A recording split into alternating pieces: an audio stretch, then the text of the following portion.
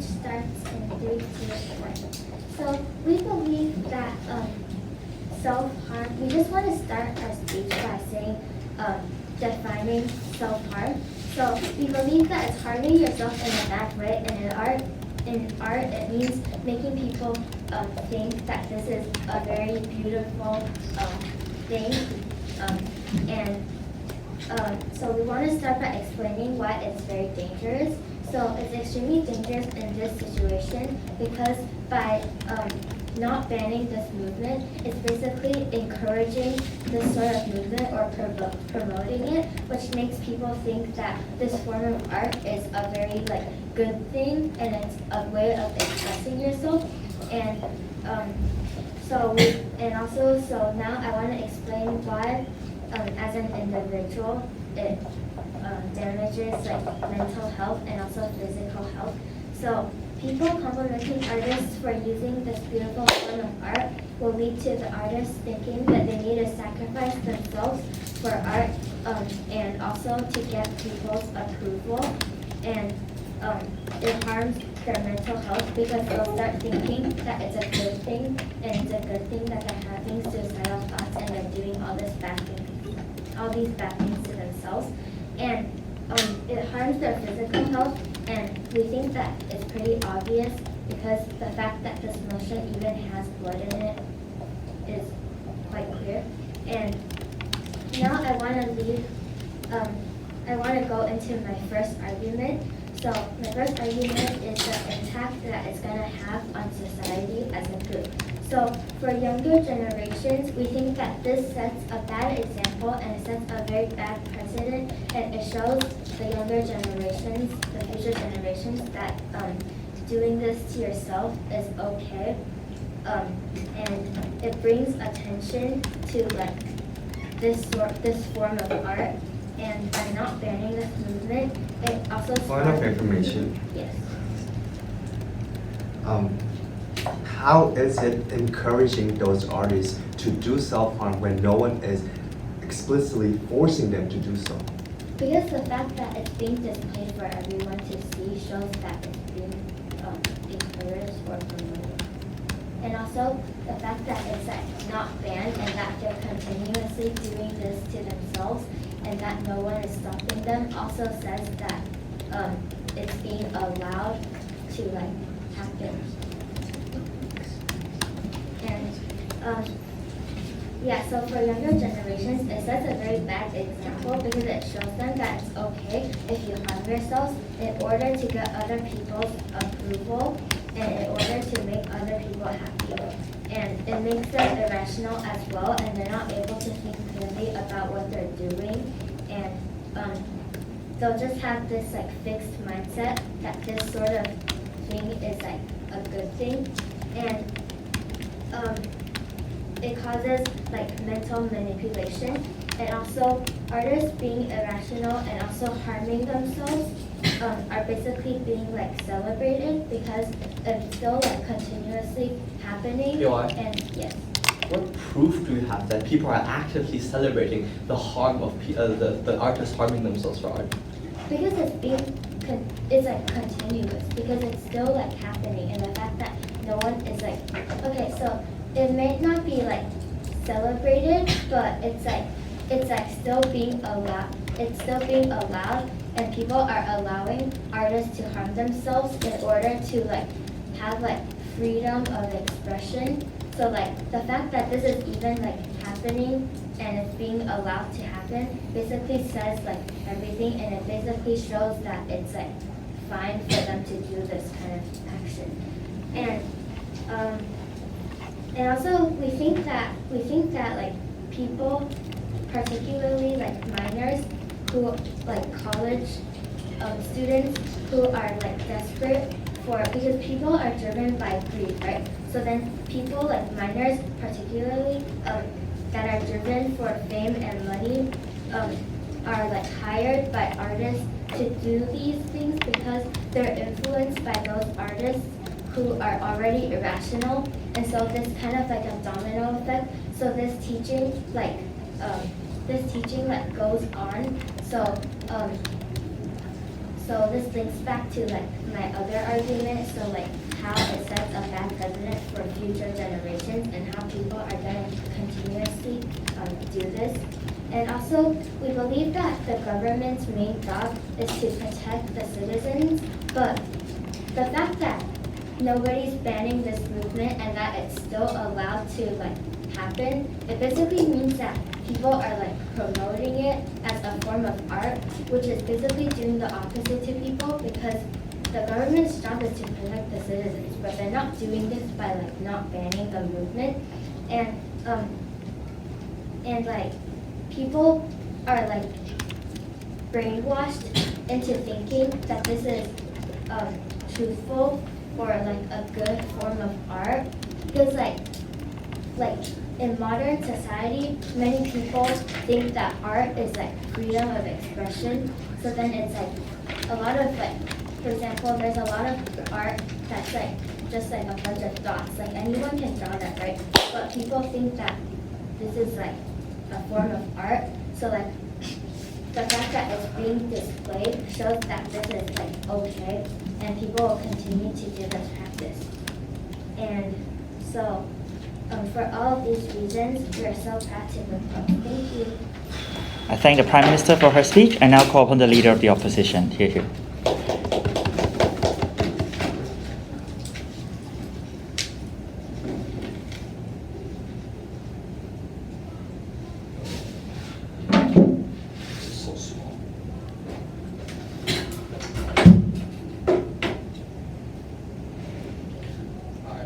We'll start in 3, 2. 3 things I'll do in my speech. First off, I'll go over some refutations and things to rebut basically the entire case of the government. Then I'll go over some reframing and reclarifications, and I think there has not been put enough effort to do that in the government opening speech. And then I'll go over our own arguments, right? So first off, the main 2 ideas and concepts I get from the government case are that it justifies basically, okay, first off, the motion does not we regret the rise of self-harm art, right? Because they're portraying this world as where self-harm art is so super prevalent and people look up to it. There are 2 questions I'm gonna ask. First off, how much of a role does basic art itself play in your day-to-day life? For most actors in this world, it does not play such a big role. Now secondly, what percentage of the art industry is self-harm art? This is such a minor industry in the self-harm art, and that we believe that impacts that will affect these people and that will be so minor, and second of all, that we do not think it's okay to ban it, and the justification is because they said that it's there's chance of the artist harming itself physically and mentally, and we want to say that the artists, if they're already willing to go to the point where they would harm themselves for art, we believe that they are, first of all, not really mentally right in the head anymore in the first place, right? So I believe that doesn't make any sense. You can't make a mentally sick person even more mentally sick. Now, second of all, they talked about how this shows the younger generation self-harm is okay and that is their justification to banning it. And to that, again, I have told you before that self-harm art is such a low percentage of people. If you walk into any art gallery, because self-harm art right now in this world is not banned, if you walk into any major art gallery, you will not see in most majority of these art galleries, you will not see a single painting of people doing self-harm, right? So, that out of the way, I'll start with some quick actor analysis, which is first of all about the artists who actively harm themselves, right? First of all, this is a small minority of the artists at least, right? And they have, I'd say, a unique style of expressing themselves. So, and most of these artists, I believe, have a vision, a goal or a dream or something that they want to represent in expressing themselves. And that'll come up later in my argument again. Now, also, I feel like that most artists that go for self-harm are sick enough to the point where we believe that the incentive is so big to harm themselves and create this art that this idea of passing a law to ban the distribution creation is going to be quite redundant, because the people are going to do it either way, whether that law exists or it doesn't. And we believe that on our side of the house, that the benefits that are there when we do not have this law far outweigh the harms, right? And third of all, it's really hard to draw the line between self-harm art. What defines as self-harm art? I feel like the definition of harm yourself in a bad way is too broad. I feel like we need some more clarification on that. Because harm yourself, what if you give yourself, you just buzz off all your hair, right? That is, in theory, by their definition, self-harm. It is bad, harming yourself in a bad way, you're gonna get laughed at in school. But what if you want to use that art to create a portrait of your mom that died like yesterday ago, right? To have your expression, feelings of your emotions and your time with her expressed in that painting. Is that also included to self-harm art? And then, yeah. So my first argument will be on personal bodily autonomy. First off, by doing so, they don't actively harm anyone. It's not like you're taking another person and then you're killing them and then you're putting them on your painting, right? That is not happening. So it's completely by the choice of the artists themselves. No one is forcing them to do so. And if the people really want to express themselves in this way, what is stopping them from doing so? By all means, just let them do it. For example, look at Van Gogh, right? He's a very famous artist who created all these like Subzar paintings. I think most people know him. And if you know his story, close before his death, he cut off his own ear to continue creating art, right? He harmed himself for the purpose of creating more art. And if you look at his artwork, this entire notion of people will feel really terrible about this artwork is just false, because this artwork is really bright, even though he has harmed himself into creating this artwork later. Now, second of all, I think the artist fulfillment, right? It gets limited. The government can't take away their freedom of expression over something that is small, so minor. Yes, you seem to disagree though. Oh yeah, Van Gogh cut off his ear, but he didn't display an artwork of him cutting off an ear. We're talking about the elements of self-harm right now, not the artist committing self-harm.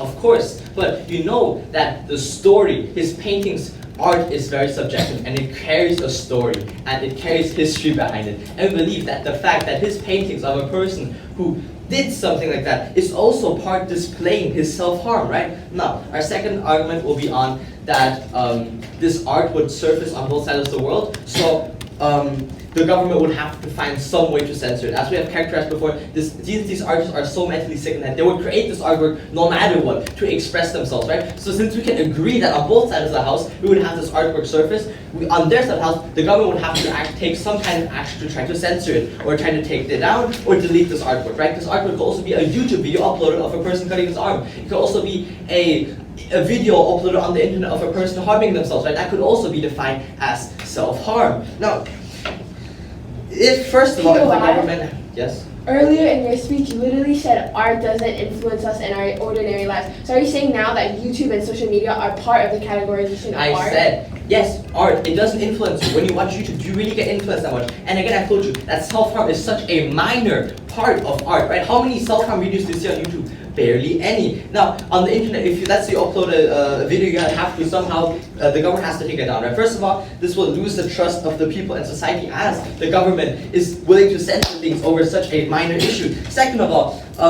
this would also give a lot of governments the first step towards authoritarianism, as censorship is often the first step that has been taken for these governments. Look at Hitler, for example. The first thing he did was he started censoring stuff. Look at Russia. These could be stepping stones towards these things. Not even if this is not as extreme, it still legitimizes tons of censorship. For example, they can take down things that the government doesn't like or doesn't fully agree with. A lot of self-harm shows and represents prevalent problems in today's society, right? For example, if there's an artwork of a person starving itself, they might want to represent the problems that are happening in Africa right now. And oftentimes this gives the government the incentive to take these down because they don't want these issues to remain, as they don't want to take responsibilities for these issues, right? So this just gives the government even more incentive to take down these artworks. And for all these censorship reasons, and all these reasons above, we are so incredibly proud to oppose.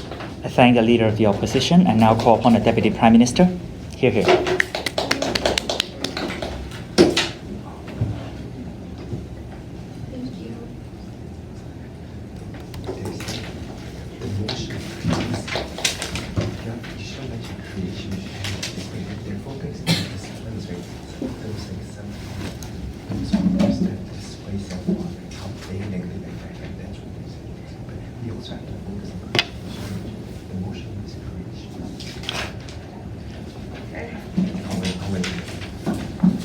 Everybody ready? Okay. So my speech will start in 3, 2, 1. So first off, in our speech, I would like to start with some rebuttals and then integrate the rest of my rebuttals into the rest of my speech, right? So opposition side keeps on talking about like how Van Gogh cut off his ear and that was like self-harm, but he was like very famous and like, yeah, but the motion is explicitly talking about this showing like elements of self-harm in the painting itself. It is not talking about the artist committing self-harm. It is talking about elements of self-harm being shown in this painting.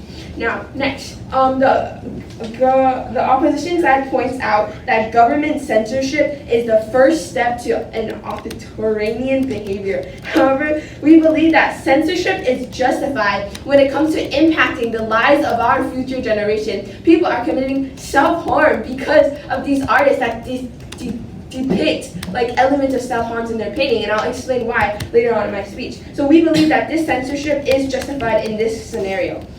Now, the opposition side also talks about representing problems in Point society. of information. Yes. Are you aware that the motion reads, this House believes that the state should ban creation of artwork that involve elements of self-harm? So creation, and the example explicitly gave an artist sitting too long uncomfortably, that they harm themselves as well. So this motion should take into account both the creation and the display of art that has an element of self-harm. Can you clarify that? The motion reads both creation and display of art that involves elements of self-harm. The motion in the example, they literally said, for example, artist sitting too long. Yeah. Okay, well, Van Gogh cutting off his ear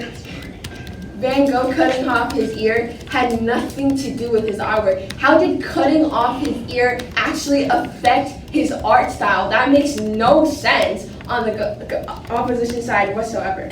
Now, back to my point. They talked about like how like maybe a starving person could represent problems in society, such as, oh, I don't know, somebody starving in Africa. But then like it wouldn't be like, you know, it wouldn't be like the specific like elements of self-harm, right? Anyway, so back to like our arguments. Like our first speaker has already stated, like this like process of depicting of like self-harm in this art may not be an explicit like promotion of self-harm, but it is an implicit promotion that self-harm is okay. What the government is doing by not banning this creation, distribution, and displaying of this art, which includes these like elements of self-harm, they're basically setting a precedent for society that self-harm is okay. So when viewers like of this artwork are encouraged by these self-harm thoughts and the government allow this is basically like the government allowing murder. It's like the government being a witness to like a murder. For example, let's say like a hate crime is happening, like I don't know, like a black person died and the government is not doing anything about it. That's murder basically. You're like allowing this to happen. You're not putting a stop to this. You're not taking a stand.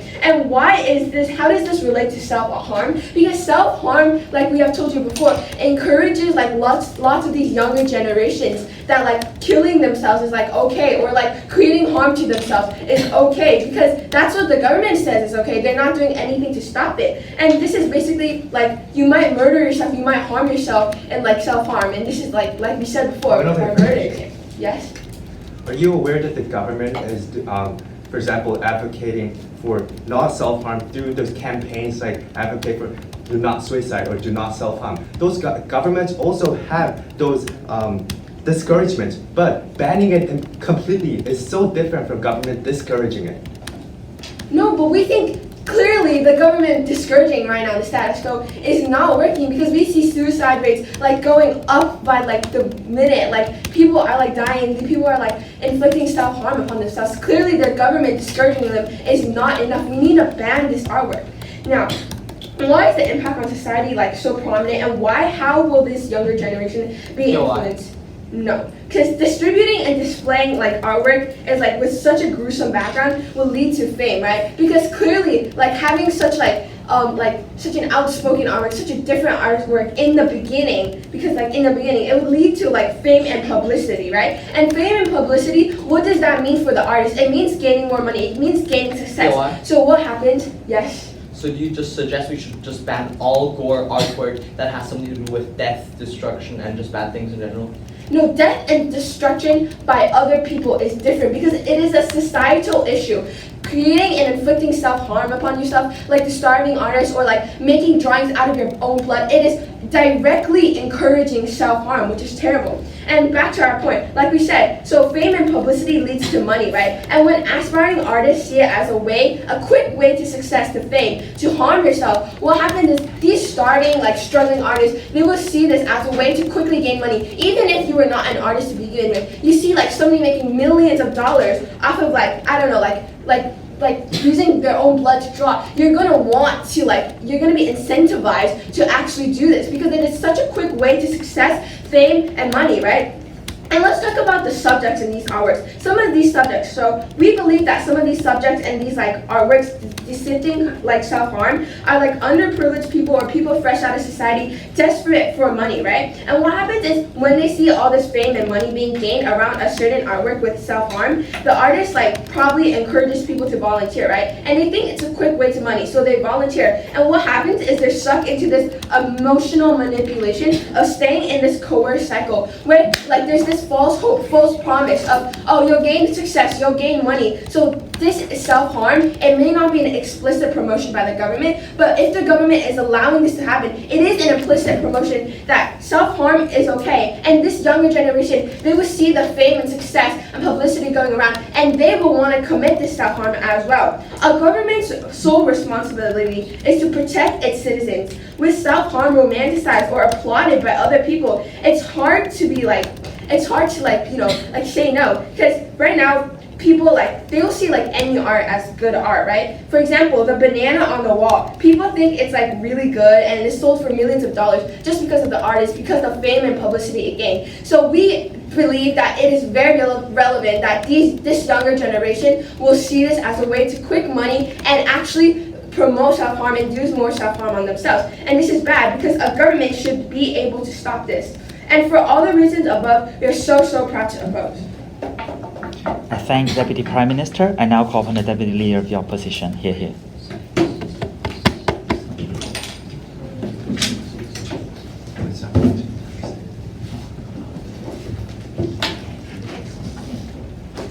I'm trying to see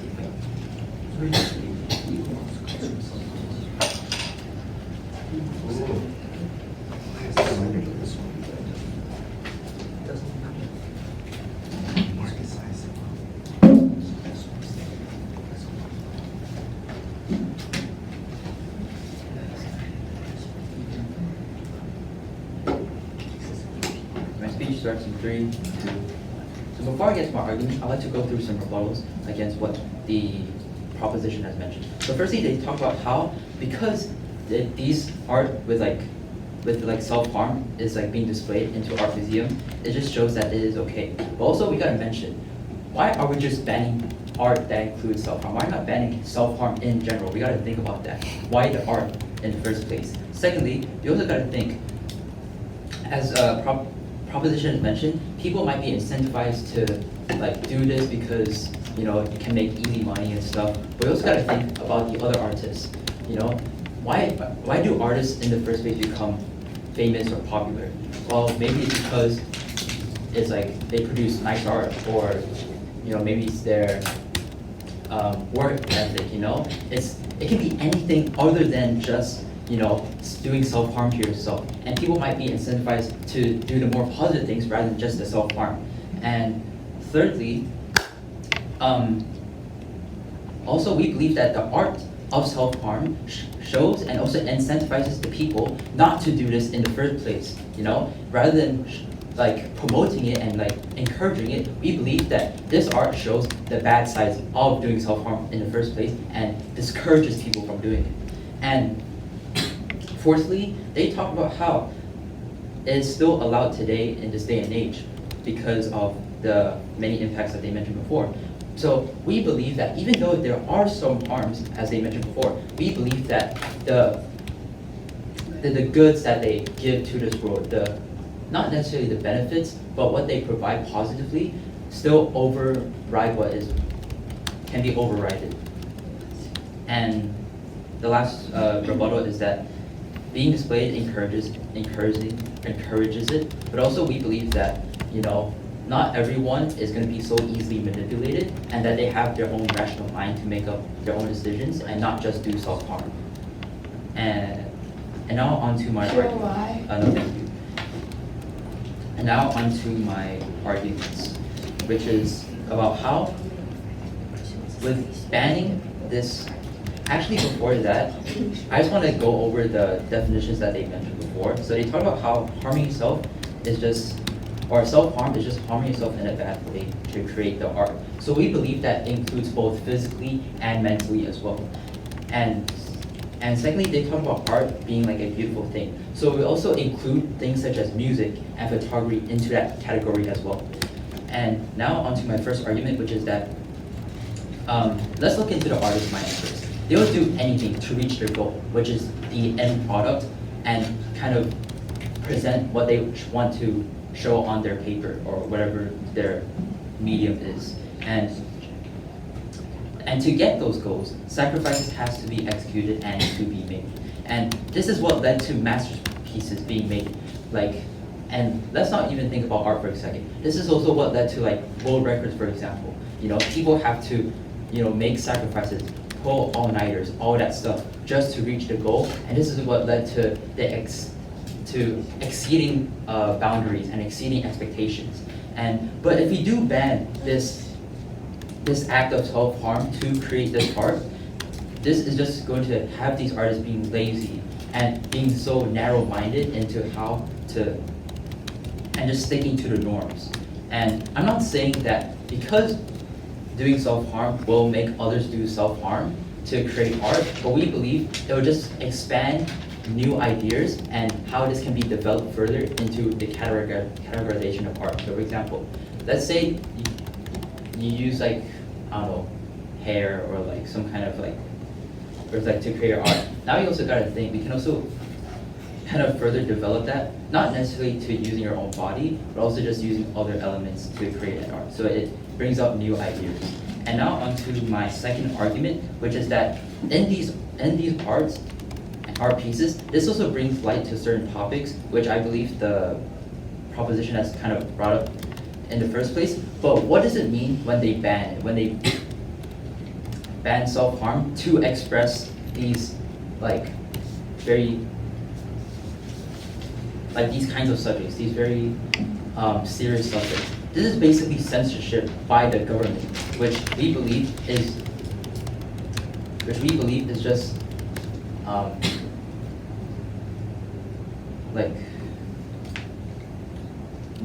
narrowing down your own self-expression, which is, we believe, is just wrong morally, and also for the artists themselves is just one less way of expressing themselves. Yes. So you're willing to encourage people to basically kill themselves in the means of self-expression in art?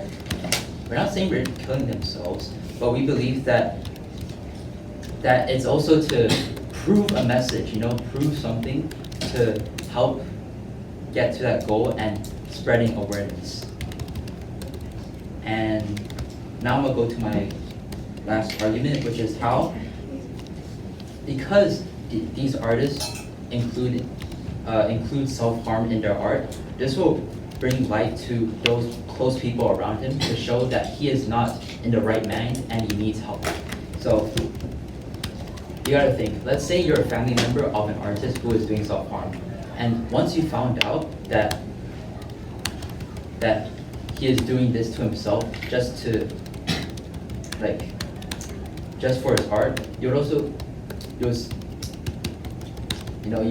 now you finally found out how he actually truly feels about himself and how he wants to act. So he's able to get the help that he needs in the first place. And also, we believe that if we ban art that includes self-harm, this doesn't stop the self-harm. People will still do self-harm just for their own sake ideologies, and we believe that just banning this kind of art won't do the trick. So with these reasons, I'm proud to oppose. I thank the Deputy Leader of the Opposition. I now call upon the Government Whip to conclude the government's substantive speeches. Here. Wait, can I have 5 seconds? Okay. Jess,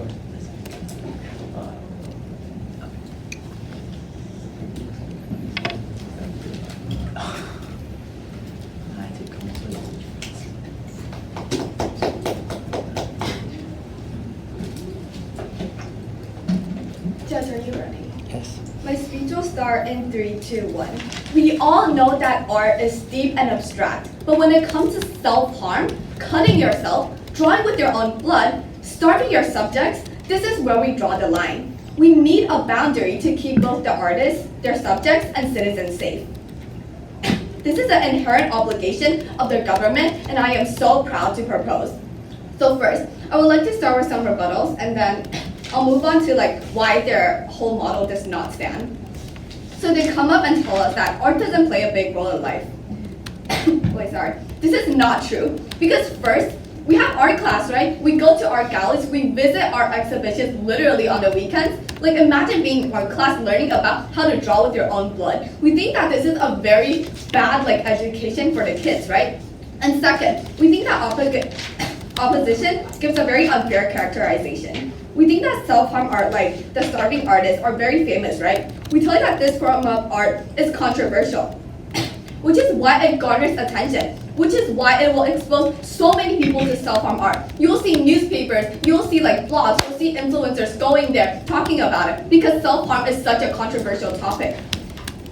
And even if we buy their case that the artists are irrational and will inflict self-harm art in ways, two rebuttals. First, we say that we will still try to help them on our side of the house instead of just giving up and letting them kill themselves. But second, at least, later. At least when the artist self-harm, it's not romanticized as an art form and exposed to so many people. At least the artist does self-harm to themselves in their own time, not showing it as a very beautiful way of expressing your emotions. Yes. A lot of the times, self-harm art would be a great way for people to find out the artist is in need of help, because a lot of the time, this mental illness capacity, it just keeps draining the artist and he doesn't express it in any other way. We tell you that this can be achieved in many other ways. You can literally go to a counselor. You can tell your friends, oh, I'm not feeling well. You can tell your dad, I'm feeling depressed. You don't have to go and hurt yourself in order to make a big fuss and tell everyone about it. This is not the only way to show people that you're in trouble. So now, they tell us that self-harm discourages people from doing it. But I think it does the exact opposite. It romanticizes it, right? It's saying that cutting yourself till you bleed. It's saying that drawing some starving person is a beautiful thing. They tell us that having self-harm art exceeds boundaries. I don't see how you exceed any kind of boundaries by drawing with your own blood and getting sent to the hospital after. I don't get what kind of thing they're trying to achieve with their artists inflicting self-harm on themselves. So what happens on their side of the world is that artists now see expressing emotions with self-harm, not by trying to solve their problem or to have other perspectives or to have other ways of expressing their emotions. Instead of turning to painting, instead of turning to other forms of art, like sculptures or other ways of expression, it is it's their first step to just go and have this form of art because they think it's something very deep and something very meaningful. Since if you say that it is an art form, it romanticizes it, right? So when artists produce art, they don't choose other techniques, and this becomes a default option. Op's case is about autonomy and how artists will still produce self-harm art no matter what. I say that this is wrong for two reasons. Because first, autonomy is not only the right to not harm others, but also to not harm yourself, right? It's about protecting your own body. It's about preserving yourself. It's about not... Why? Yes. Then again, if you say self-autonomy is not about harming yourself, then why are you not just banning this self-harm in general and not just in art? Because the emotion isn't about it, but also, yeah. Especially when these artists are irrational, they're not in a state of mind or ability to make good or reasonable decisions.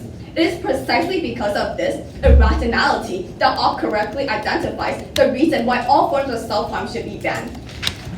We tell you that things such as paintings, such as sculptures, they're done in a state of mind where the artist has a lot of inspiration, right? Maybe positive inspirations, maybe they're painting of the girl he loves, maybe they're sculpting the father that he misses. But for self-harm, it's not that. It's about romanticizing feeling depressed. It's about romanticizing something That is very cruel, horrible, that is very inhumane. We tell you that when an artist is making like self-harm art, they're not in the right state of mind. They're irrational, right? They're depressed. They think that they're in this like cycle of like very sad like inspiration, when in reality, they're just not seeking help. They think that this is some kind of like very deep way to express their emotions, when this is not the right way. We tell you that this should not be encouraged at all. So why do we win this debate? We win because we fulfill the obligation of a government to protect the livelihoods of our citizens. Not only do we prevent so much like unnecessary exposure to self-harm art, but we also provide help for these artists instead of giving up. We ban things that should not be encouraged in the first place at all. So again, why does self-harm art becoming an art form a bad thing? It romanticizes it. It makes something that is bad into something that is beautiful. I think we all have the perception that like art is something that is very great, something that is very something that is very important in our lives, right? Which is exactly why young people, especially vulnerable ones, who are in like a weak state of mind, people who are like very open to exploitation, will be brainwashed by these kinds of art, thinking that, oh my god, my life is so horrible, I should just like go like cut myself, since this is so romantic, this is so beautiful. Instead, when they're on the edge of a building, they won't be thinking, would I regret this? They'll be thinking, this is beautiful, this is art, and I should jump off. Thank you. I thank the government whip. I now call upon the opposition whip. Here.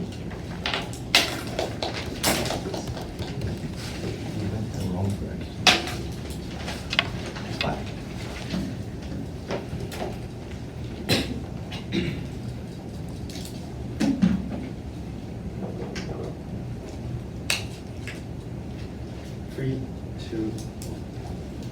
First one, I want to note that their side proclaims that assumes that everyone will be so inspired by those self-harming elements in an artwork, but they never provide a mechanism why as to people will be so attentive, so inspired by those artworks. For example, why would just not people look at a very nice artwork, very angelic artwork that actually opposes self-harm and that actually stands against self-harm and be inspired just like their side, right? They're saying that all people will be inspired by self-harm portrayed in artworks. But in fact, we tell you that they haven't provided any mechanism as to why people will be so affected by that. And because we also tell you that influence of these arts is not that major, right? Two questions that I want to ask you just to crystallize your value. First is whether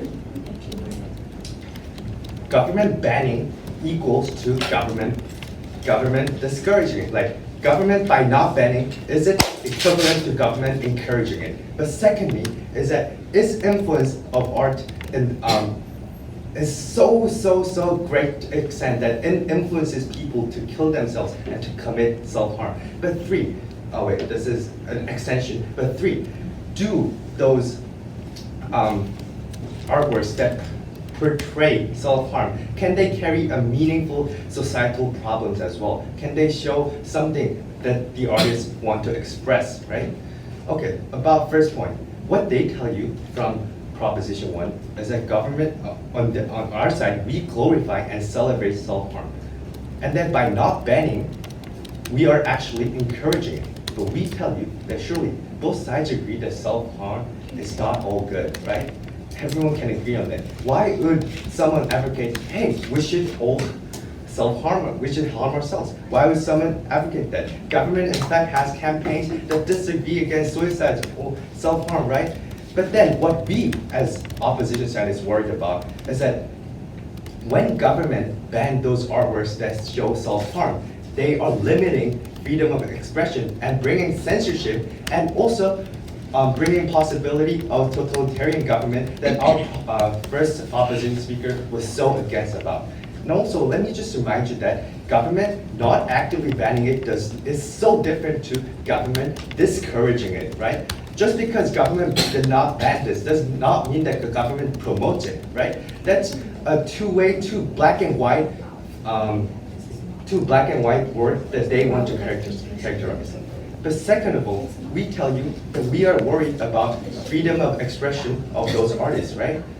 From our second speaker, we have mentioned that by banning by banning those artworks, we actually limit and censor those artworks. For example, if an artwork portrays a black person having a gun on their head to show that the problems related to racism and how dire the situation is that, does that artwork is considered self-harming? According to their side, yes it is, because it contains a person holding a gun about to shoot himself, right? But on our side, we also truly show the artist's intent behind this, right? The artist wants to express the dire situation, no thank you later, the dire situation that the racism, the ongoing racism and across the world, right?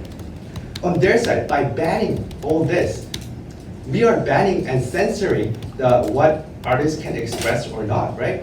We want to tell you that those perhaps self-harming features that appear on artworks can actually entail problems like social problems and furthermore meaningful analysis just not to advocate for self-harm, right?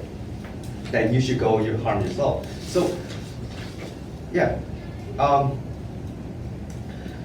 Yeah, and let me do some weighing here. Now, their best case scenario is that those people practicing self-harm because they're inspired by the artwork, right? They have those people that practice self-harm. But we tell you that this is so minor, right? Our second speaker has mentioned that the market size of people who want to consume logically is so small, right? Compared to people who want to view, compared to other people, right? For example, Point of information. yes, I'll take that. We tell you that even if the market of people who look at the self-harm art is very small, we tell you that it is still very dangerous, it is still horrible, that these very small amount of people are still being harmed by it. Because there is so little market, there are likely to be less portrayal of self-harming, right? Because there's going to be less market demand, and thus there's going to be less creation of those artworks that portray self-harm, right? And then that just proves my point about how minor there is about people practicing those self-harm. But even if those minor people, of course we are worried about them as well. So that's why we do all those campaigning, right? This is not just relevant to artwork portraying self-harm, but in fact, this is more to that. Point of information. No, thank you. So their worst case scenario, so their best case scenario, again, I emphasize, is some people practicing self-harm inspired by the artwork. But we tell you that this will entail a limiting freedom of artists because you're censoring and limiting what they can show in their artwork, what they can't. But B, let's talk about their worst case. The worst case scenario is that censorship prevails, and those banning of it brings massive impact on what artists can do, right? So it's going to create a totalitarian government, as our first speaker has mentioned. Hitler doing all the censorship to create those totalitarian governments, right? And that's going to have a negative impact on people, right? Yeah. This is just not limited to the minority who practice self-harm because they're inspired by the artwork. When totalitarian government emerges, everyone will be suffered. And this is something that opposition fails to recognize. So now let's look at our case then. On comparative, our case shows that expression is preserved. While on our side, we may practice those campaigns to discourage self-harm, but we're not actively, as a government, banning it, right? Government actively banning it entails so much more consequences than just government discouraging it. Therefore, we believe that your ballot should go into opposition. Thank you.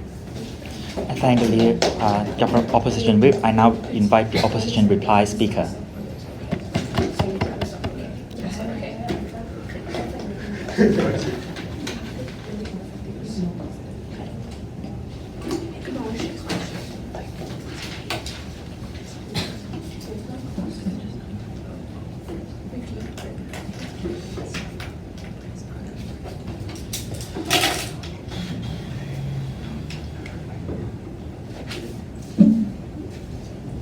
My speech will start in 3, 2.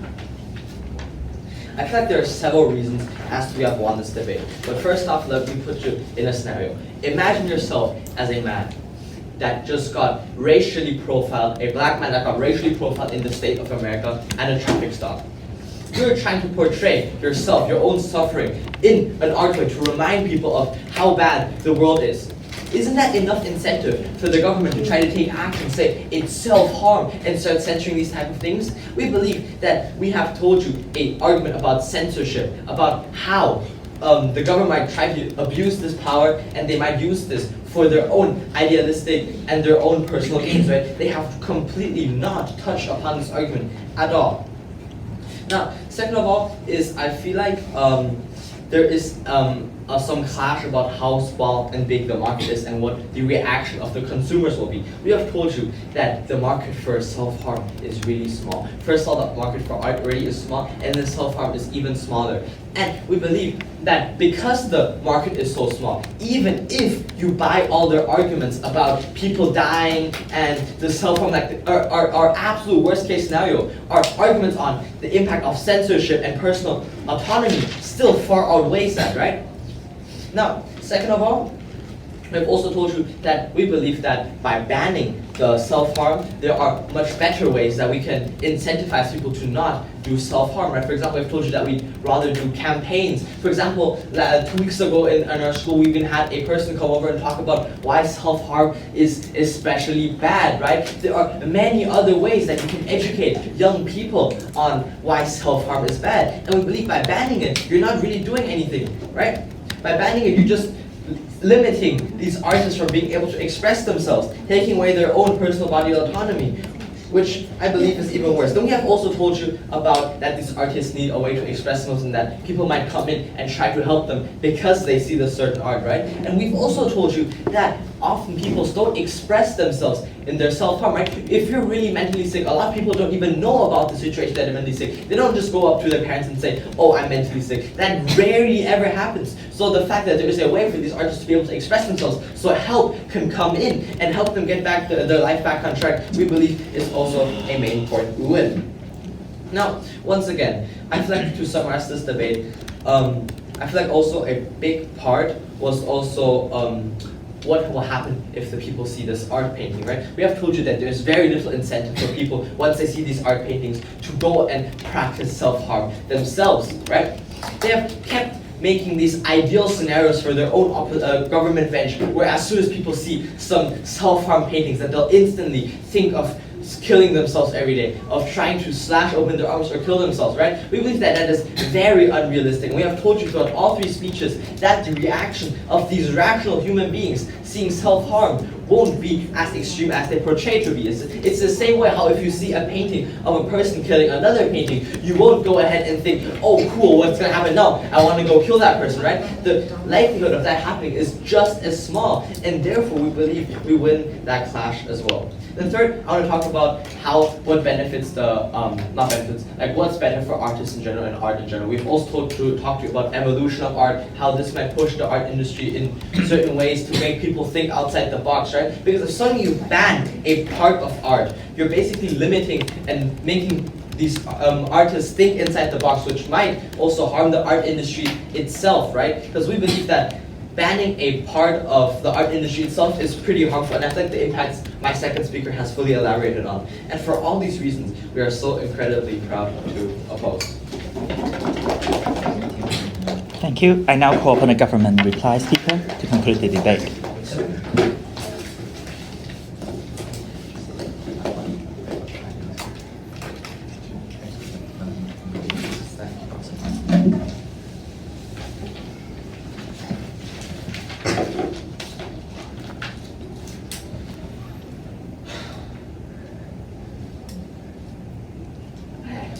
So my speech will start in 3, 2, 1.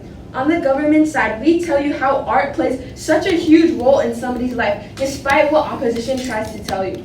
We tell you social media, the rise. We tell you social media and this motion not passing means the rise in self-harm art. And we tell you why it is so terrible. We tell you why so many people are influenced and incentivized to do this. We tell you these people that want to do this are driven by greed, attention, and fame. Furthermore, lots of these people saying lots of people already have suicidal thoughts. Maybe not lots of people, but some people already have suicidal thoughts, already have a bad mental health, right? Promoting this art, like we have said before, only pushes them further to do it, to take the last step of the action to actually do their self-harm, because they might be like, and this is actually like, this is a domino effect. It will affect the people around them. It will affect their friends. It will affect their classmates, because these friends or classmates, they might not start off as ill, but slowly we believe that because so many people around them are now inflicting self-harm upon themselves, they will slowly like think that they should inflict self-harm upon themselves. And we already tell you why, right? Because they might be driven by greed, attention, or fame.